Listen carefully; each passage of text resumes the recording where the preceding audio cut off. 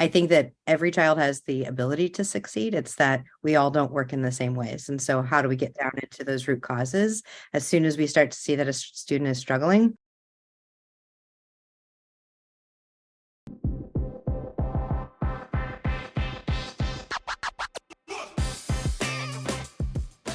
Welcome to Schoolin' Around, a podcast hosted by Branching Minds featuring prominent leaders, subject matter experts, and thought innovators with their perspectives on the current challenges facing K-12 education.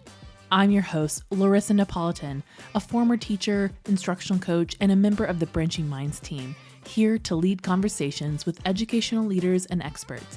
My hope is to share with you not only valuable insights and knowledge from leaders in education, but have fun while doing it and shine a light on phenomenal educators and those that are on a mission to transform our schools and the lives of students.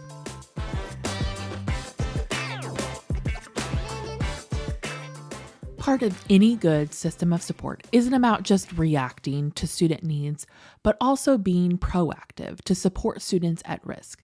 Intervening early can be the best way to prevent students from missing out and falling further behind. A way to do that would be to utilize early warning indicators such as attendance, behavior, and grades. These are helpful indicators for identifying students that may need support in the future and allow educators to intervene before a student needs more intense support. Today on the podcast, we talk with Sarah Frazelle, who is a researcher in early warning indicators.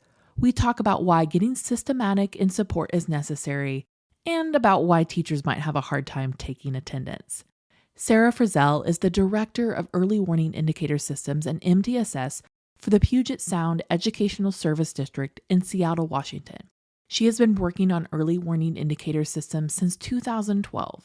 In that time, she's moved from the analysis of early warning data into coaching school, district, and state agencies on how to most effectively implement these systems. She has helped support a variety of districts from small rural districts in Montana to large urban districts like Portland, Oregon, and across multiple states. I hope you enjoy my conversation with Sarah.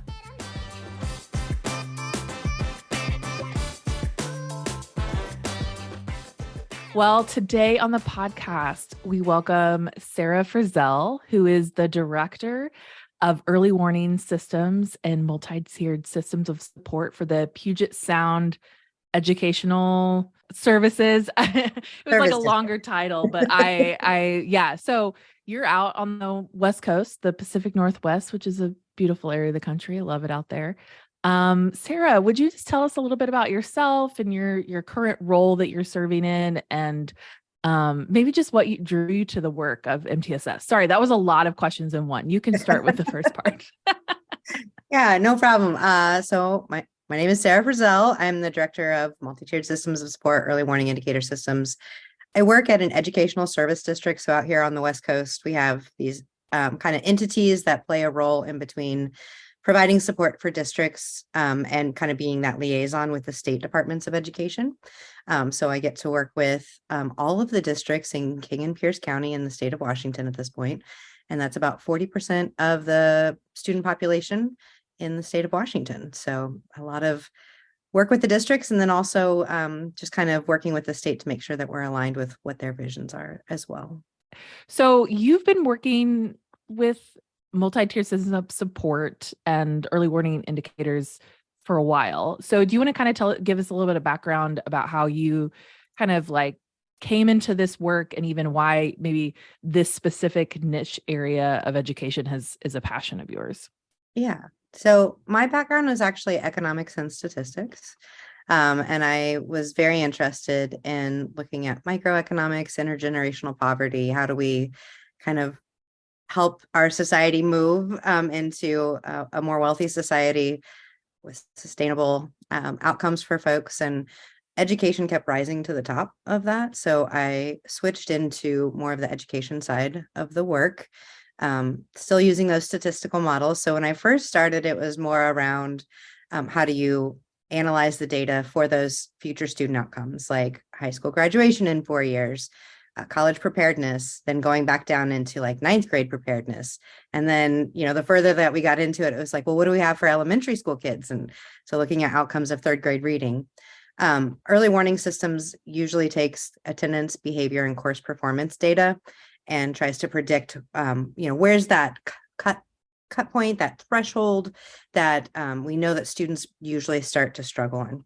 So that's the beginning, is really that data analysis side. And then as I kind of moved more into the work, it became much more apparent that, obviously the data alone is not going to change outcomes. And so then I started going a little bit more into, okay, well, what's the easiest way to implement these? What's the most effective way to implement these kinds of systems? And the high school graduation piece was a big starting point for me. I think one of the reasons why I'm very passionate about it is I'm actually the only child out of my family, out of 5, including my siblings and my step siblings, to graduate high school. And so it's a very close and personal, topic for me. And I think that every child has the ability to succeed. It's that we all don't work in the same ways. And so how do we get down into those root causes as soon as we start to see that a student is struggling, so that they don't lose hope and end up dropping out or being pushed out of school? Wow.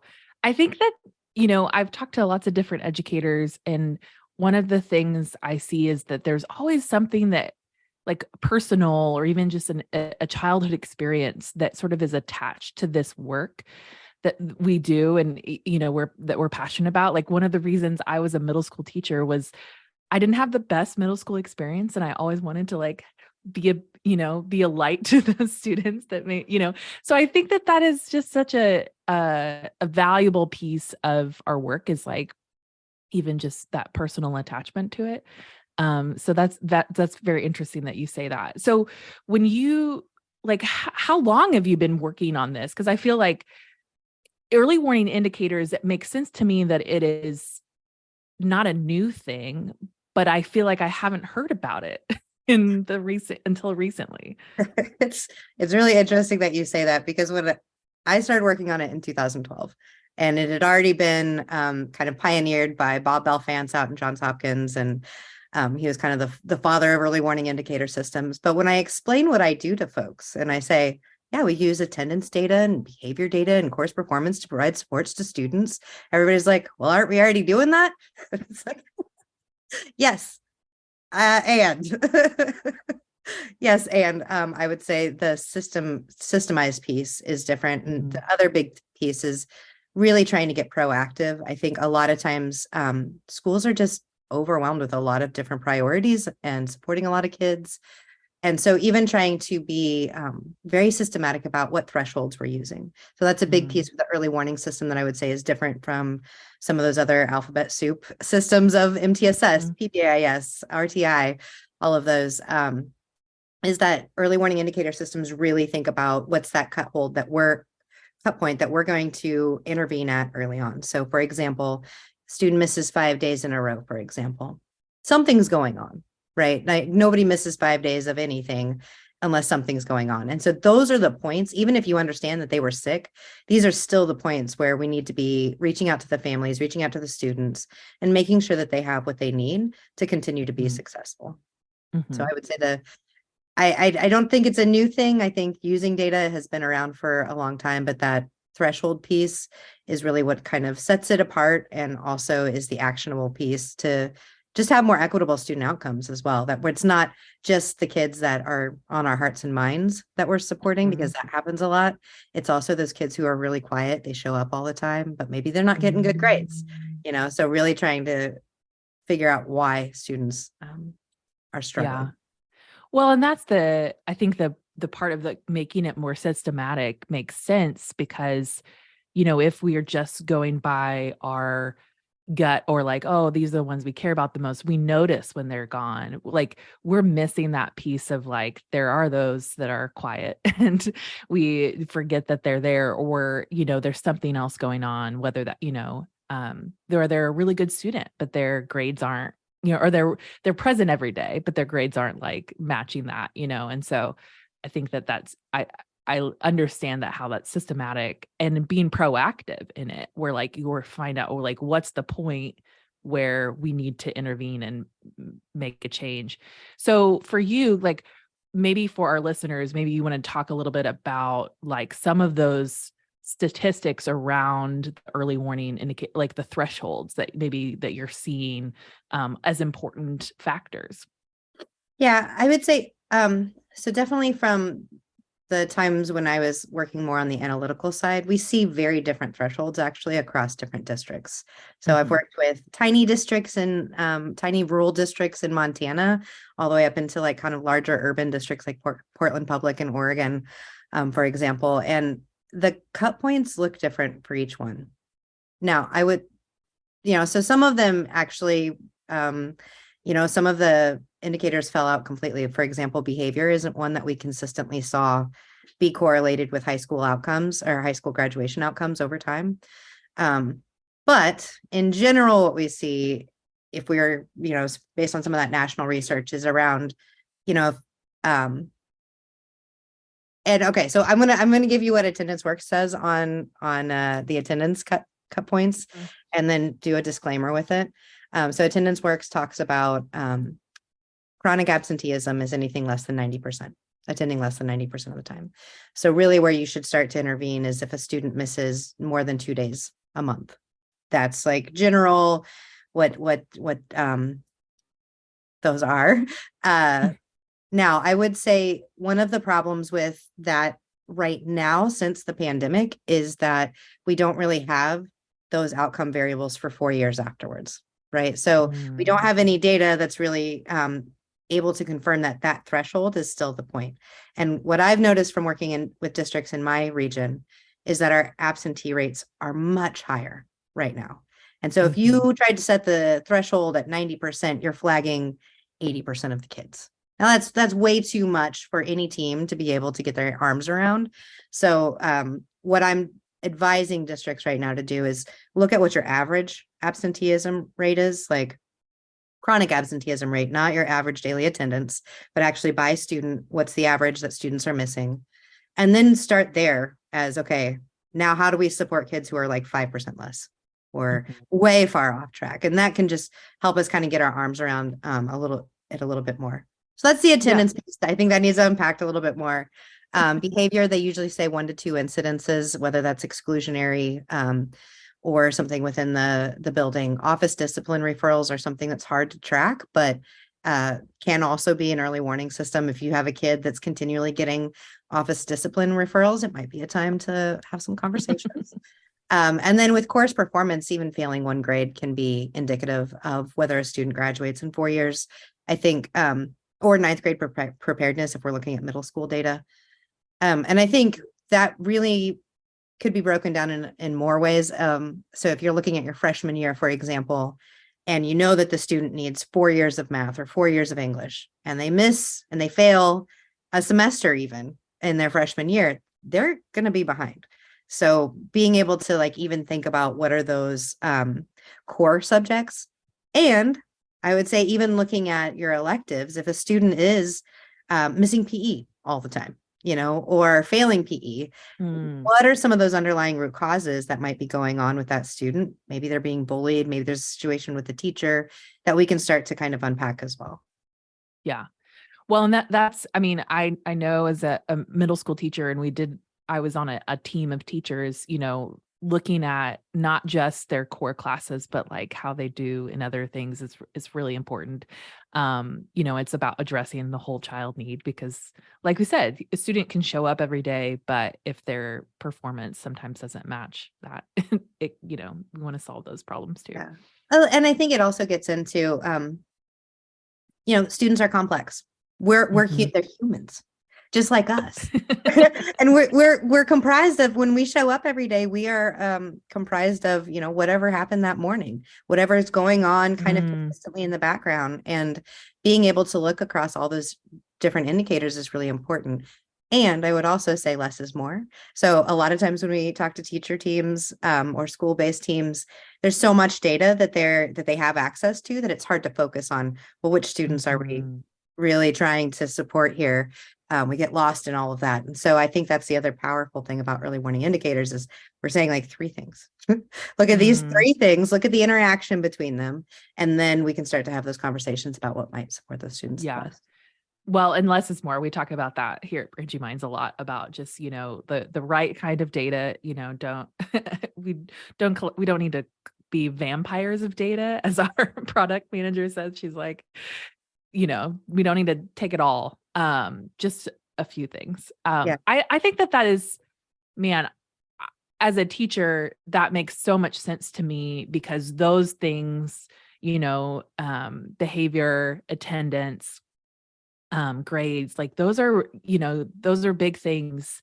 And I would say those are really easy things to talk to parents about too, because those are easy things to partner with parents about, like having them attend school and their behavior and stuff like that. It's easier maybe than to unpack than maybe like a reading score or math score, some of those other things.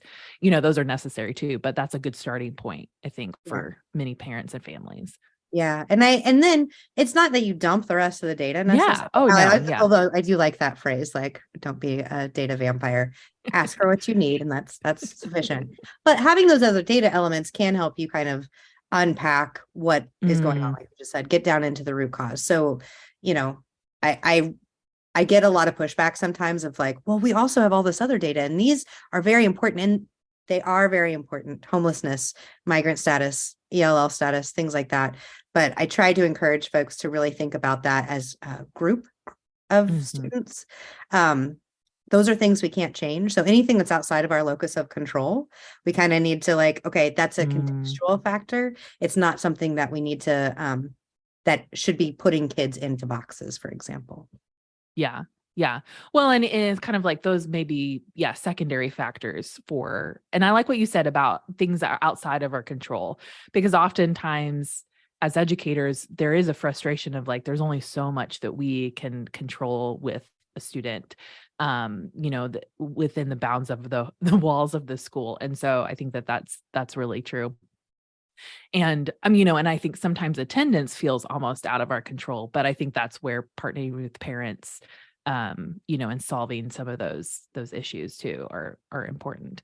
So you not only do research around this kind of work, but you also do a lot of training and working with school districts. And you kind of mentioned this a little bit. What are some barriers or even like areas that are struggle for districts looking to kind of implement a systematic way to look at early warning indicators? Yeah. So the last 2 years we've really been, well, since the pandemic, we've really been honing in on attendance because it's been, it's actually a behavior as well. So Mhm. there's that piece, but really focusing in on attendance. And I would say some of those most common barriers are, I mean, number one, I want to acknowledge the fact that everybody's on fire. Like school is very difficult. There's a lot of different challenges that are going on. And so you have folks that are putting out fires basically all day long. Mhm. And so it's hard to find the time, first of all, just to block off an hour for a team to meet once a week. And that would be best practices. Meet once a week, go over your student data, at least every 2 weeks.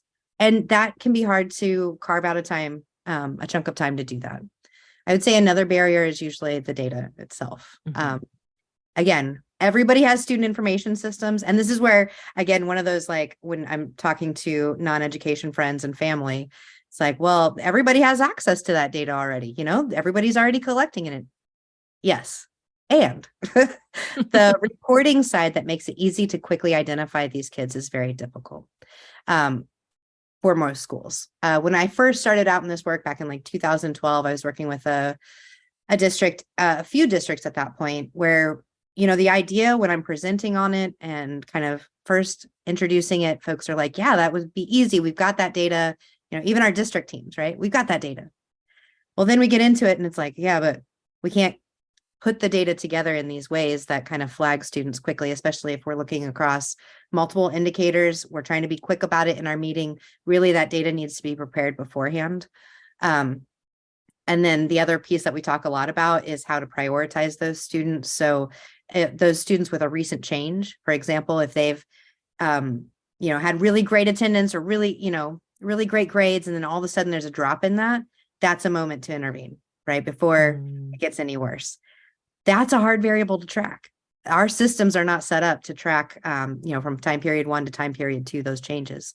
And I would say the other piece of that that can be beneficial is looking at kids who have had poor behavior. We intervene, and now they're doing much better, right? And so that's the time to also give that praise and reward side to continue that kind of behavior for the student. But I would say that data piece, looking and getting the data in the way that we want it to be, and then the tiered system side of it is complicated. The interventions, the supports, which ones, when do we provide those? A lot of times when I first start working with the district, it's like, folks want a magic bullet. There's no magic bullet, folks. And if anybody tells you that they have it, they're lying.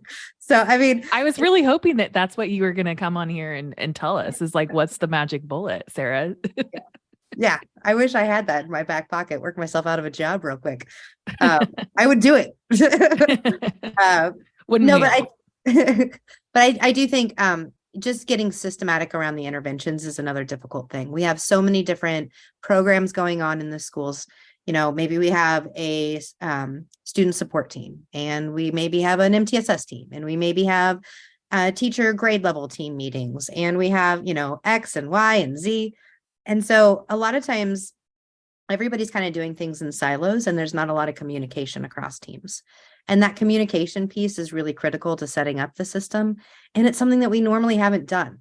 So trying to get people to kind of reinvent the way that we're approaching it. I always encourage us not to actually reinvent. If you've already got a team that's looking at data, let's integrate some of this early warning system data into what the team's looking at to help drive some of those conversations.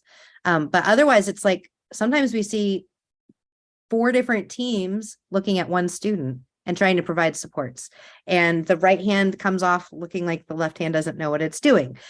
So I think that systems piece is really carving out the time, that communication piece, the data, and then really thinking about what those interventions are, what we have across the whole entire school. So I go through an activity with teams a lot of times with just list out what interventions you have that you know about, and just your team.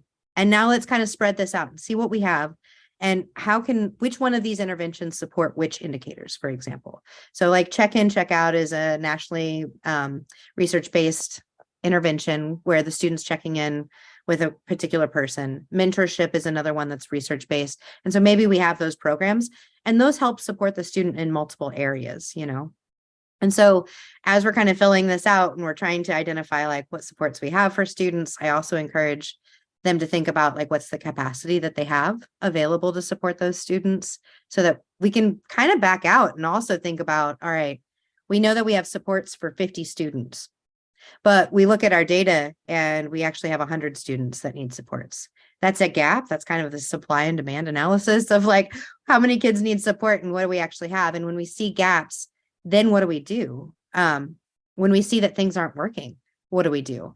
Or do we even have a process for evaluating whether what we're putting the students in is working or not?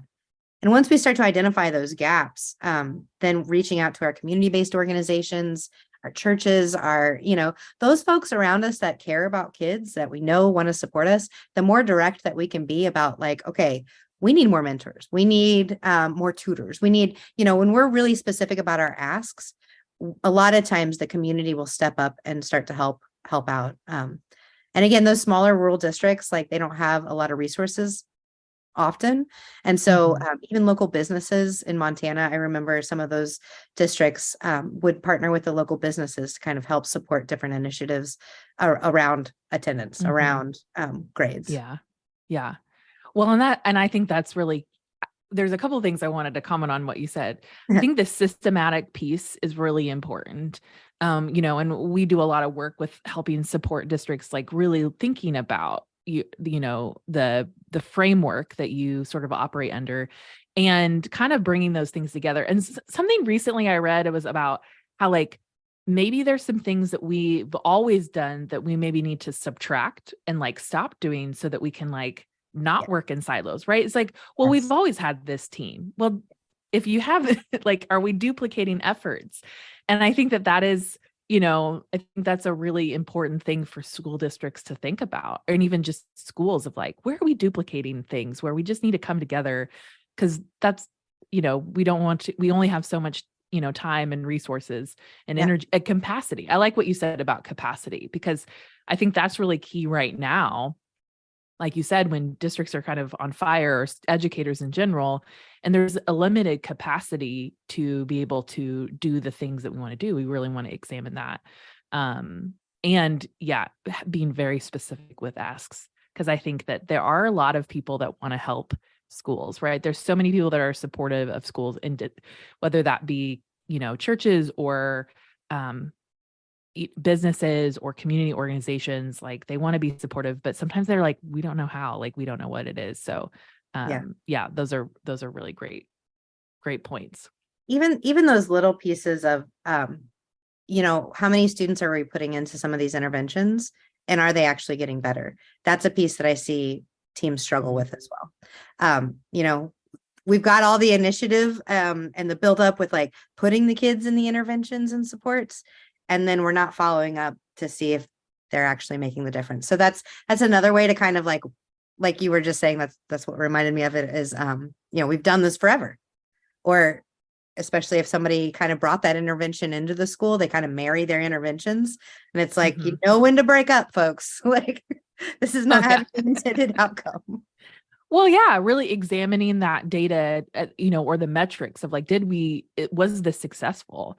I think that many times having the capacity to not only like do those interventions, but actually spend the time to look at the data is really key, and to come back and reflect, and making those quicker, because I think oftentimes we're like, oh, well, a week's been by, it's kind of successful, but like, with kids, I think some of those changes need to happen quicker. Oftentimes we don't act soon enough. And so I think that is important, and having a systematic way to do it is also like part of the help. And so having districts really think through like those kind of things are really important, because it matters to those kids, and helping them as soon as possible. Yeah. And one other thought about just the systems piece is a lot of times our brains automatically go to those kids who are furthest off track, right? Those are the kids that are running, they're missing class, they're walking around in the hallways, they're having a lot of struggles. And so I think a lot of this is also thinking about some of those whole school supports and small group supports as well. So when we think about whole school, for example, I was just listening to some work from Johns Hopkins, and they were talking about the new ABCs being agency, belonging, and connectedness. And those are pieces that are hard to measure on, let's say, like an individual level. But if you have any kind of school climate survey, any kind of socio-emotional learning survey, we're surveying kids a lot. Any of that kind of information of like, okay, a lot of our kids aren't feeling like they're connected to school, or like they belong here, or like they have any agency over what's going on. The more that we can kind of understand and unpack those pieces, that's what we can actually implement as interventions school-wide. And then thinking about different groups of students also, like if we know that our Black and Brown students, for example, aren't feeling welcomed in the classroom, and that's what we're seeing coming out of the data, that's an excellent time to start thinking about how do we increase sense of belonging and have some of these conversations with the kids and families and communities to actually create an environment that feels supportive. Because I don't know about you, but if I was in a situation in work of not feeling welcomed, if I was being bullied, if I had a boss that was completely overbearing, I would start to look for a new job. And that's not the type of agency that our kids have, but they're starting to vote with their feet, I feel like, a little bit more. And that might, especially since the pandemic, of I can learn on my own. And there are other things that I might, high school students, I might need to work. I might need to take care of younger siblings. So we start to vote with our feet. And I think we're starting to see that a little bit more because we've done education, same content forever. And it's not necessarily keeping up with the current times. Yeah. Well, and I think student agency is really, for me, it was always a big deal in my classroom. Like I wanted to know what they thought. I wanted to make sure what I was doing was, that they had some choice in the matter, because I know that, kids don't have a choice of whether they're supposed to be in school, they're supposed to be in school. And so I think that they're, enabling ways to have student choice and have student voice be highlighted in what we're doing is really important. I think connectedness is huge, is a huge piece for students too. Like, yeah, if you don't feel connected to people, you don't have ownership or even just like attachment, and that's huge for, I mean, for all of us. Well, so in all this work that you're doing, what are you like most proud of and excited about right now? Well, I think what I'm most excited about right now is really incorporating the voice of folks. So forever and ever and ever, I've been very focused on the quantitative side of the data, just the numbers. And the numbers aren't, a lot of times the numbers just confirm what we already know, really, honestly. And so, but it doesn't, those numbers kind of mask the underlying why things are going on. And a lot of times what I see working with teams is that there's a bunch of adults sitting around the table and we're theorizing what we think works without ever actually going to the students. We take, those stories of the few kids and we try to make something, an intervention for the few rather than interventions for many. And so some of the work that I'm really excited about right now is doing things like student fish bowls, where we have the students on the inside, you have a facilitator come in, ask asset-based questions, not like, why didn't you show up to school? Why aren't you doing this? But more of like, what makes you show up to school? What makes you excited to come to a class? Things like that. So you have the students in the middle that are answering these questions, and you have the administrators or the team on the outside just listening for that whole entire conversation. And then we flip it, and the administrators are on the out, kind of asked, what did you hear? What kind of changes can you commit to? And checking for understanding with the kids after that. And so you have this kind of back and forth dialogue almost that's in a very structured way, making sure to invite the students who are the most affected. That's another kind of stumbling block I see a lot of times as we go towards the students who are we've already always gone to, they're the ones who always volunteer. And those students might not have the whole picture of what's going on with the students who, maybe don't feel as connected to school. So I think being able to take that quantitative lens of like, here is the numbers, here are the students that we want to think about, here are, broadly the issues that we're dealing with, and then funneling it down more into these conversations with students is really powerful. It can give us a lot of insight. The thing that I would suggest if folks that I keep trying to tell my teams about is when you do this, when you engage students, always make sure that you're following up with what you did with their voice. Now, whether that's surveys or these kind of more intensive listening sessions with students, being able to know how your voice is being used encourages you to use it in the future. If you think about yourself or myself, if I'm continually asked something and I have no idea what happens, or I don't feel like anything changes from what I've been talking about, I'm less likely to give my voice in the future, right? So, I mean, that's one big piece, is just thinking about how do we get that information back to the students. The other piece is that I'm excited about again is that teacher voice piece. We have such rich expertise within our buildings. We have some new teachers that have new exciting things to try out. We have experienced teachers who have some tried and true methods, and being able to give some space around a topic, I have found, number one, increases the teacher buy-in for whatever changes we're wanting to make in the school. And also gives us a lot of ideas that maybe we didn't think about. In those listening sessions with the teachers, our biggest question was, the reason why we started it was because we saw that the attendance data wasn't always accurate.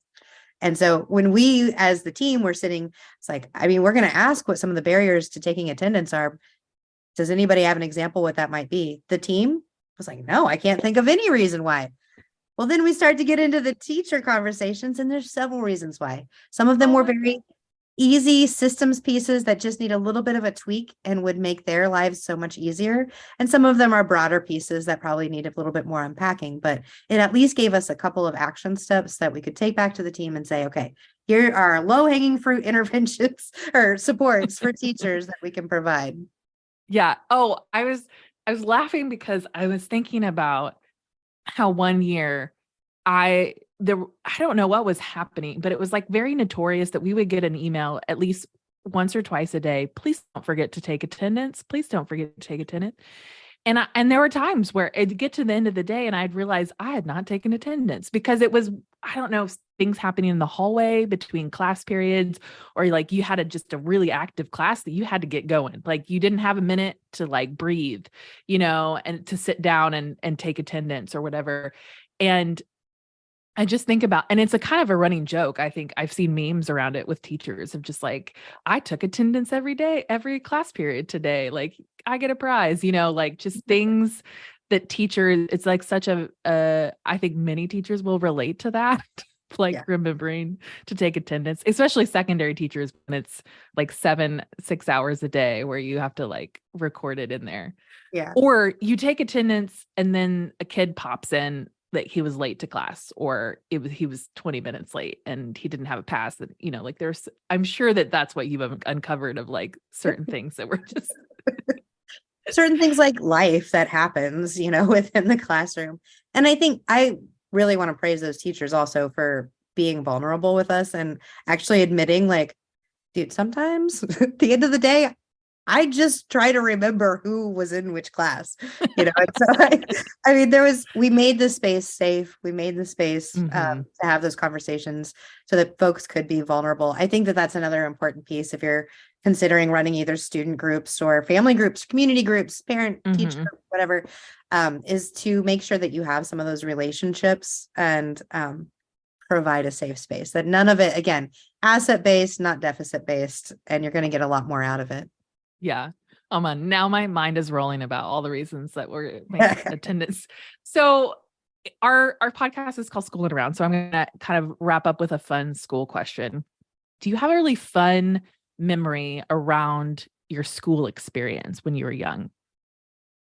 So I was good at school. I wouldn't say I enjoyed school necessarily, which I think is another passion of why I'm in this work, actually, is like, look, it doesn't have to be this way. It doesn't have to be so painful.